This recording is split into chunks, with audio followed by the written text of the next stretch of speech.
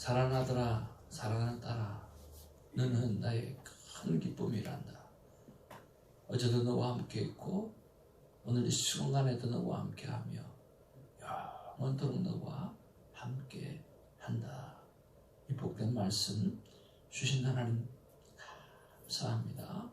예수님 이름으로 기도합니다. 아멘. 하나님의 귀한 말씀 사무엘하 16장입니다. 1절부터 23절까지의 말씀 받도록 하겠습니다.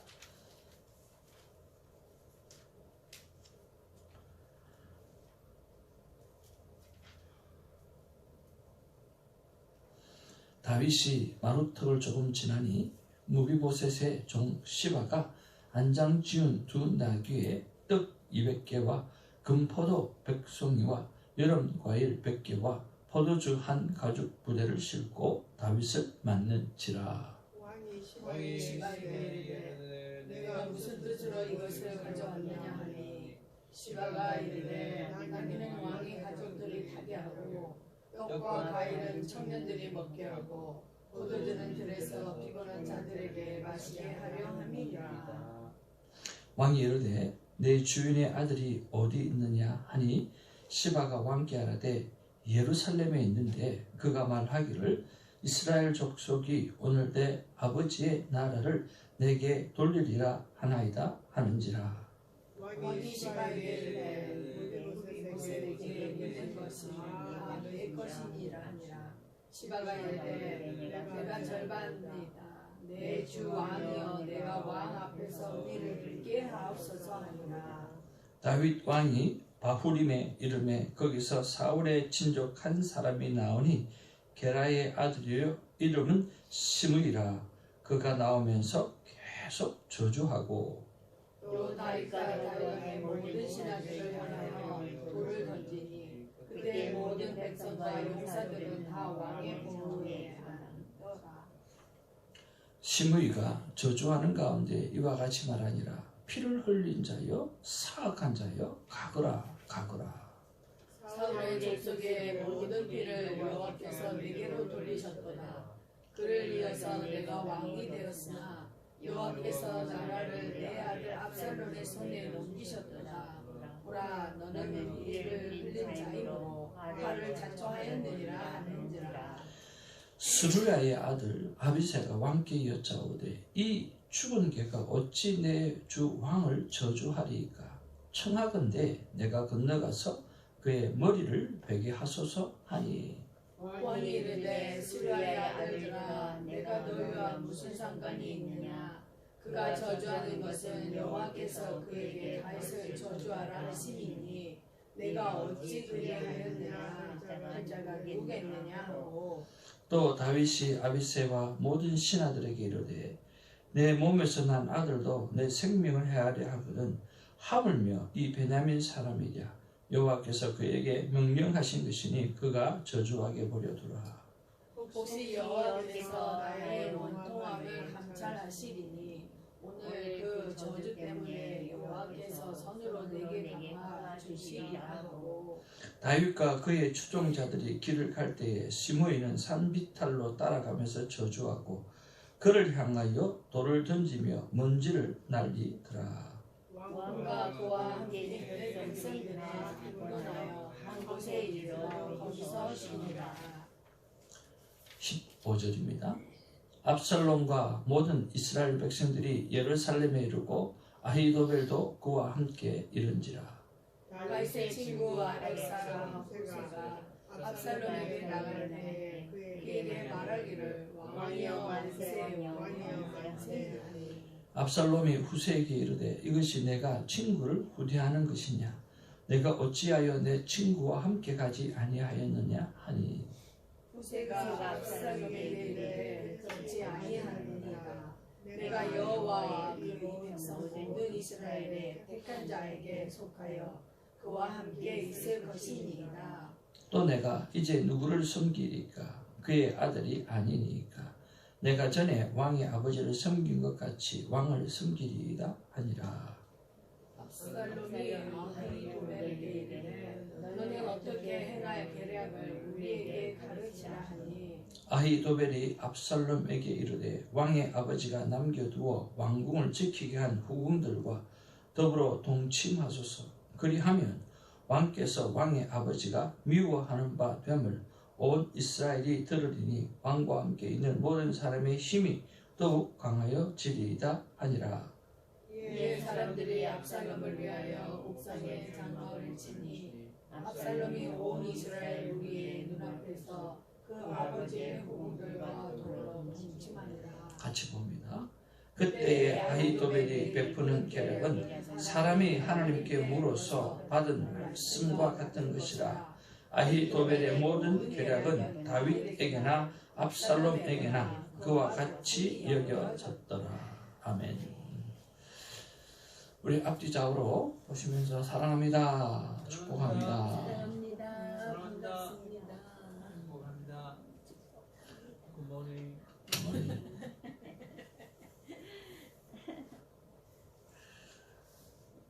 사랑한다는 말, 그리고 반갑다라고 하는 말. 한 부부가 아침마다 들으시면서 후배도 들었지.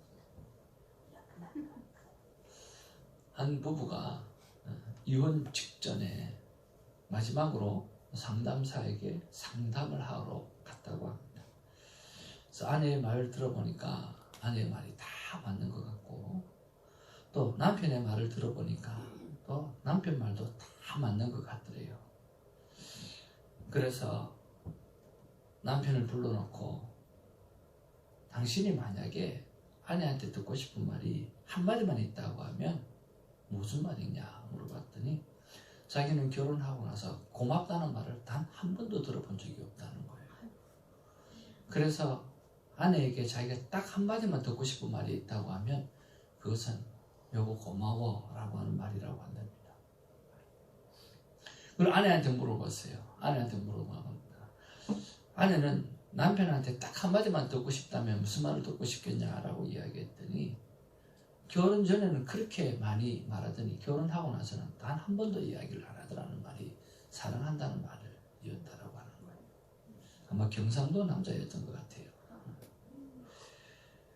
그래서 이혼을 결정하고 또 그러고 있었는데 상담을 쭉 해보니까 여러분 마음에 아직도 사랑하는 마음이 있는 것 같다고. 근데 아내가 이걸 원한다고 하면 남편 한마디 해줄 수 있겠냐고. 해줄 수 있다고. 그리고 아내 보고는 남편이 이 한마디 듣고 싶어 하는데 해줄 수 있겠느냐고. 해줄 수 있다고. 그리고 둘이를 상봉을 시켰어요. 그리고 이제 남편 보고 먼저 이야기하고 남편이 먼저 이야기할 때 아내가 그렇게 이야기하라고. 그래서 남편이 여보 내가 몰랐는데 내가 진짜 결혼하고 나서 한 번도 당신을 향해서 사랑한다는 말을 안 했네. 나 당신 사랑해.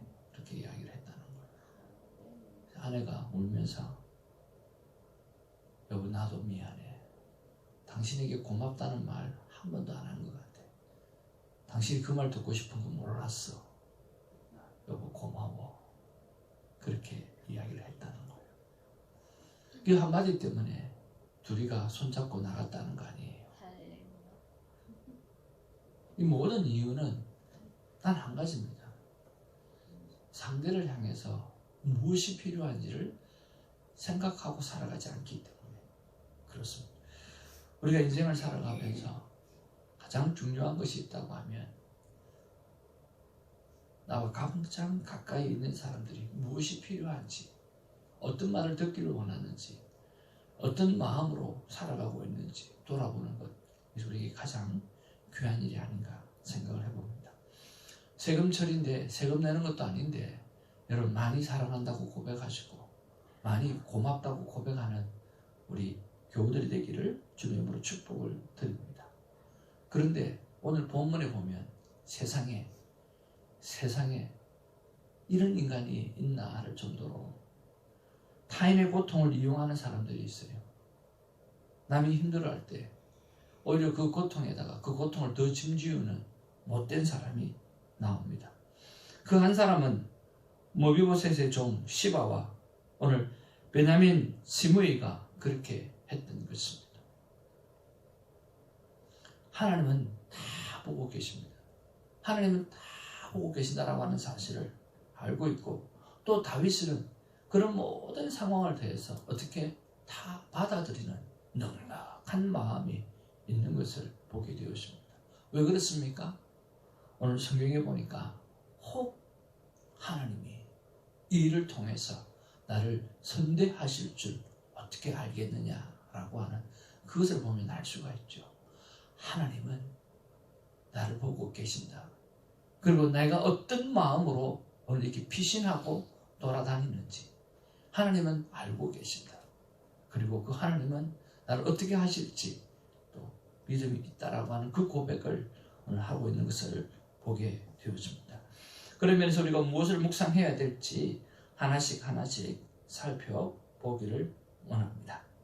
첫 번째는 나는 고난의 짐을 함께 지는 사람인가? 아니면 고난의 짐을 더 힘들게 만드는 사람인가? 라고 하는 것입니다. 고난의 짐을 함께 지는 사람이 오늘 성도님이 되어져야 하는 것입니다. 다윗이 갈람산 꼭대기에 떠난 지 얼마 안 되었을 때입니다.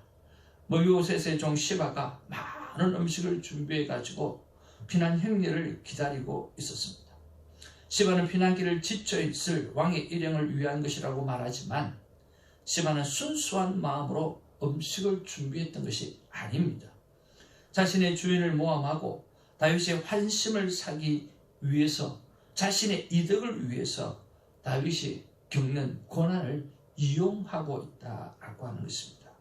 그런 면에서 내 삶을 하나님 앞에 한번 돌아보기를 원합니다. 나도 모르게 상대의 그 고난에 짐을 더하는 말을 하지 않는지, 상대의 그 고통에 짐을 더하는 말을 하지는 않는지 한번 돌이켜 보기를 바라고, 어떻게 하든지 고난의 짐을 같이 지고 갈 수 있는 방법이 무엇인지를 하나님 앞에 기도하고 생각하고 그렇게 나아갔으면 참 좋겠습니다. 제가 참 감사하는 분 중에 한 분이 계신데, 에스더본 선교사님이십니다. 제가 그분한테 가면 꼭 하는 말이 있습니다. 뭐냐고 하면, 선교사님은 어떻게 누워서 자신이 할 수 있는 것이 별로 없는데도 오히려 신방 와서 선교사님을 위로하고 선교사님에게 힘을 주라고 보태주려고 하는 사람들에게 어떻게 그렇게 큰 기쁨을 주고 어떻게 그렇게 큰 감사를 나타나게 하는지 참 대단합니다 하는 그런 이야기를 했습니다. 왜냐고 하면 그분은 신방을 하러 가면요, 또 신방하고 가고 싶을 정도로 다른 말이 없어요.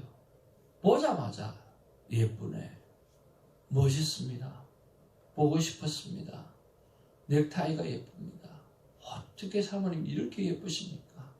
좋은 꽃을 갖고 가나 나쁜 꽃을 갖고 가나 꽃이 너무 아름다우면서 어떻게 그렇게 아름다운 꽃을 구할 수 있었습니까? 조선교회를 위해서 기도하고 축복하겠습니다. 목사님은 박자가 맞든 안 맞든 어떻게 그렇게 찬양이 은혜롭습니까? 하여튼 처음부터 끝까지요, 좋은 말만 하고 좋은 것만 보고 그렇게 하시는 거예요. 그러니까 우리가 신방을 간 게 아니라 신방을 받으러 가는 거예요. 얼마나 귀한지.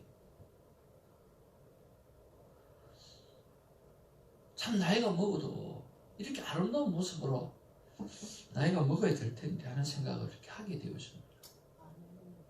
신방하러 갔다가 신방 받아오는 마음을 보면서 얼마나 행복하고 감사하고, 또 아무것도 할 수 없어 누워 계실 수밖에 없는 그분이 하나님 앞에 아직도 일하고 사명을 감당하는 모습을 보면서 참 귀하다는 생각이 되었습니다.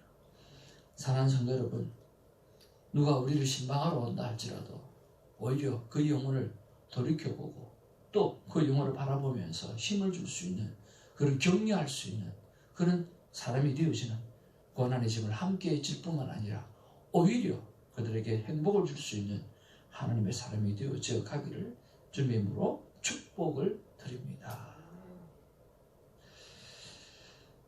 다윗의 일행은요, 바후림이라고 하는 곳에 이르렀을 때 사울의 친족 시므이를 만납니다. 왜 이 사람이 그렇게 했는지는 잘 모르겠어요. 다윗의 일행을 향해서 돌을 던지고 먼지를 날리고 행토를 부리고 저주를 퍼붓는 그런 내용이 5절에 있습니다.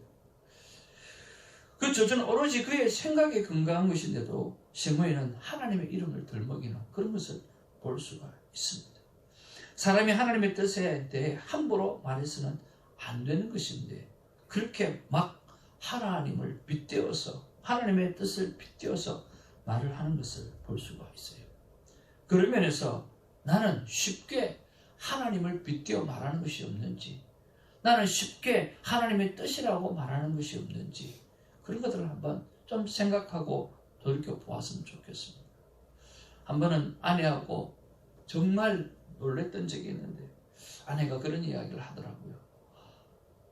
여보, 참 이 일이 이렇게 순차적으로 탁탁 맞아 떨어지는 걸 보면 정말 이건 하나님의 뜻이야 라고 이야기를 하는 거예요.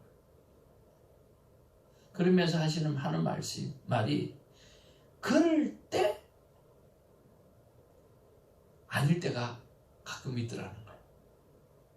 일이 순차적으로 탁탁 되어져 가고 나한테 좋은 일만 탁탁 들어오는데 참 이게 하나님의 뜻이야 라고 다 고백해라 놓고 나중에는 하나님의 뜻이 아닌 그와 같은 결과가 딱 나타날 때는 이게 붕 떠버리는 거죠. 여러분 그럴 때가 있지 않습니까? 그래서 참 컨펌이 참 중요하고요. 나한테 이득이 되고 나에게 좋은 일이라고 하는 것이 꼭 하나님의 뜻이라고 여러분 생각하지 않았으면 좋겠어요. 당장은 나에게 이득이 되어서 하나님의 뜻이라고 우리가 생각해 볼 수 있지만 그것이 템테이션이 될 수 있다라고 하는 거죠. 제가 교회를 하면 신분의 문제를 가지고 자꾸만 물어보는 사람이 되게 많이 있거든요. 교회가 얼마나 어렵습니까? 개척교회를 하면. 그 당시에 몇천 불이라고 하는 4,000불이라고 하는 돈 굉장히 큰 돈입니다. 지금 20년 전 이야기. 얼마나 큰 돈입니까? 목사님 4,000불 드릴 테니까 이거 한 분 종교비자 하나 좀 스폰서 해주시면 좋겠습니다. 그때는 스폰서 해줄 수 있는 상황이 됐거든요. 뭐 교회도 좋고 그 사람도 좋고 다 좋은 일 아닙니까? 변호사님이 이렇게 부탁을 하더라고요. 그래서 거절을 했습니다. 평생에 돈 받고 또 종교비자 해준 그런 목사람의 꼬리를 달고 목회하고 싶지는 않다고 거절을 했습니다. 근데 그분이 목사님이 참 좋고 참 신실하고 참 좋아 보여서 목사님에게 조금이라도 힘이 되어드리고 싶고 도와드리고 싶어서 자기가 부탁을 드렸는데 목사님이 그렇게 말씀하시니까 더 존경스럽습니다. 그렇게 이야기를 하더라고요. 그런 경우가 두세 차례 있었거든요. 또 내 주위에 목사님을 받아들였던 사람들도 있고요. 나에게 도움이 된다고 해서 그것이 하나님의 뜻이라고 쉽게 말할 때가 있거든요. 정말 조심해야 되는 거죠. 나에게 도움이 되지 않고 나에게 이득이 되지 아니한다 할지라도 오히려 고난이 하나님 앞에서 힘이 되어지고 고난이 정말 하나님의 확성기가 되어져서 하나님의 음성을 확실하게 듣는 기회가 되어지는 경우가 있거든요.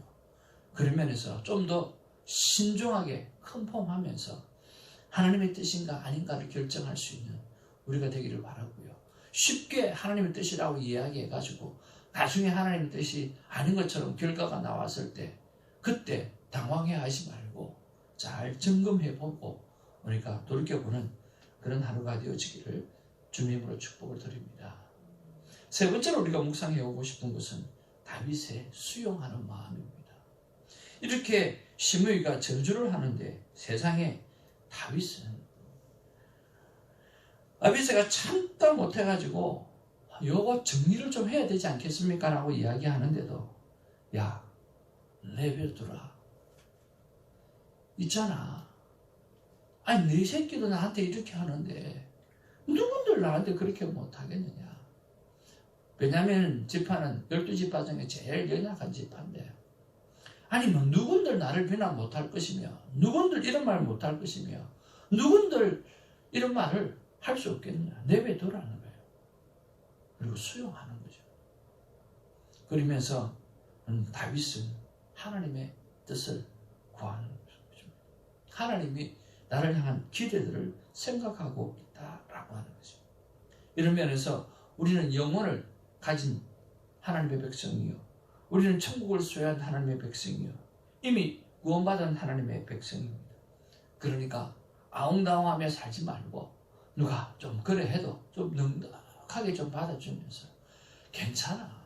충분히 뭐 그럴 수도 있지. 그래. 어때? 그 정도야. 얼마든지 그럴 수 있지. 나도 그 나이 되면 그럴 수도 있고 나도 그런 상황이 되어지면 나도 그럴 수도 있지. 라고 하는 그런 넉넉한 마음. 그러나 하나님 앞에 가면 하나님 나 속상했습니다. 하나님 나 힘들었습니다. 하나님, 그러나 내가 어찌 믿음의 대상은 하나님밖에 없습니다. 내가 사람을 의지한 것도 아니고 사람의 칭찬을 받았던 것도 아니고 그저 하나님 때문에 묵묵히 내가 섬기고 일을 감당하고 있습니다. 하나님, 그들의 말을 내가 마음대로 하도록 내버려 두었습니다. 하나님 아시죠? 그분을 불쌍히 여기고 그분을 주께 올려드립니다. 하나님 넉넉한 마음 품게 해달라고 기도할 수 있는 우리가 되었으면 참 좋겠습니다. 사랑하는 성도 여러분, 우리는 이미 already eternal life, 영원을 소유한 사람, 이미 천국을 소유한 사람입니다. 이미 하나님께서 택한 백성으로 삼으셨던 하나님의 거룩한 백성입니다.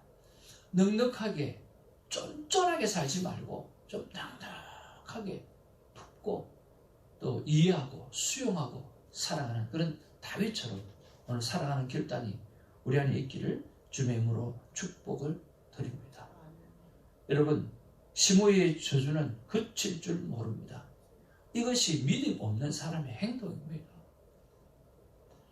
시므이의 저주는 그칠 줄 모르는 거예요. 오늘 부정적으로 사는 사람들은 가득합니다. 하나님 없는 사람은 끝없이 사람을 괴롭히고 힘들게 하고 어렵게 하고 고난 가운데 하고 그렇게 합니다. 하나님 없으니까 그렇죠. 지옥의 삶을 이 땅에서 살아가고 있기 때문에 그런 거잖아요. 어떻게 하겠어요, 그 영혼들은?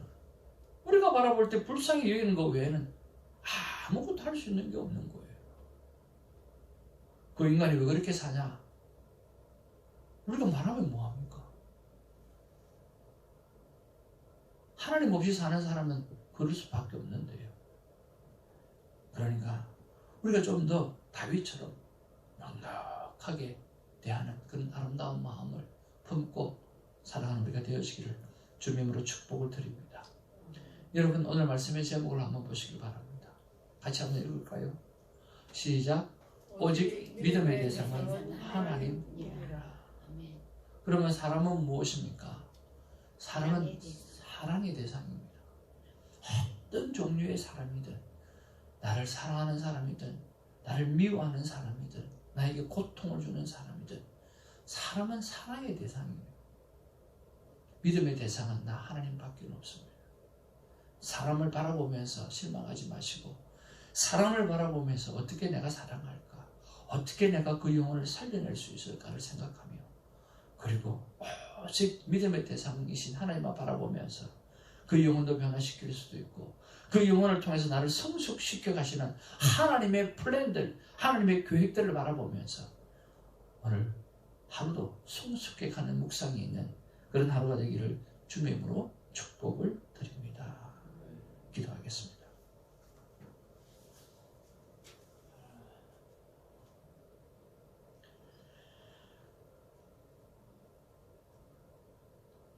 참 다윗은 참 모를 사람 같습니다.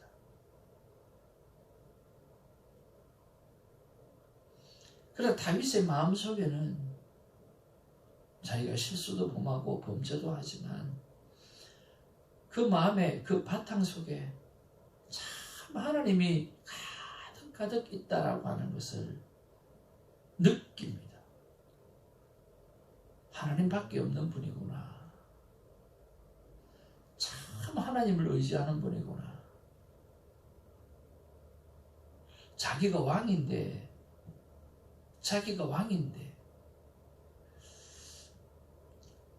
자기가 자기 손으로 다 뭔가를 할 수 있는데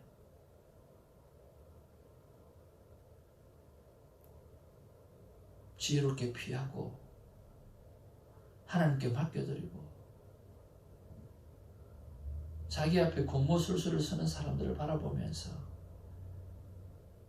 바로 대면하지 아니하고 저주하는 그런 자들을 향해서도 넉넉히 품으면서 하나님의 뜻을 구하고 오직 믿음을 하나님 앞에 두고 살아가는 그런 모습을 바라볼 때 이야, 이 마음이 하나님 앞에 합했구나 하는 생각을 해봅니다. 잘못을 저지르지 않는 게 아니라 부족한 사람이 아닌 게 아니라 부족하고 못나고 바보스럽고 천치 같기도 하고 그럴 때도 많이 있는데 그럼에도 불구하고 그 마음속에 하나님밖에 없는 모습들 그걸 하나님께서 귀히 보고 너는 내 마음에 합한 자라고 말씀하지 않았나 생각을 해봅니다. 하나님 똑똑해서가 아니라 우리처럼 실수 많고 부족함이 많고 연약함이 많지만 그래도 꾸역꾸역 새벽 제단에 나와서 하나님 은혜를 사모하고 그래도 꾸역꾸역 하나님 앞에 나와서 하나님 나를 불쌍히 여겨달라고 나를 성숙하게 해달라고 하나님 앞에 나오는 이 다윗의 마음을 품은 사랑하는 성도님들에게 하나님 축복해 주시기를 원합니다. 너희들은 내 마음에 합한 자라고 말씀해 주신 은혜가 하나님 가득할 수 있도록 하나님 도와주시옵소서. 이 보스과 같은 하나님의 자녀를 함께 동행할 수 있는 은혜 주셔서 감사를 드립니다. 우리 모두 주님 앞에 서는 그날까지 우리의 삶 가운데 영향력을 미치는 모든 자들에게 영생을 받은 자처럼 천국을 소유한 자처럼 넉넉하게 대할 수 있는 하나님의 자녀로 우뚝 설 수 있는 오늘의 결단이 있게 하여 주옵소서. 예수의 이름으로 기도합니다. 아멘. 사도신경으로 우리의 믿음을 고백합니다. 전능하사 천지를 만드신 하나님 아버지 나라를 믿사오며 그 위에 아들 주 예수 그리스도를 믿사오며 이는 성령으로 인도하사 동정으로 나에게 하시고 본디오 빌라도에게 고난을 받으사 십자가에 못 박혀 죽으시고 장사한 예수님의 존재 가운데서 다시 하나님으로 살아나신 하나님 들어서 산자와 죽은 자를 심판하면서 성령을 믿사오며 거룩한 성도로서 몸이 다시 사는 것과 영원히 사는 것을 믿사옵나이다. 아멘. 오늘 사도신경의 고백의 믿음으로 승리하며 기도하는 시간이 되기를 바랍니다.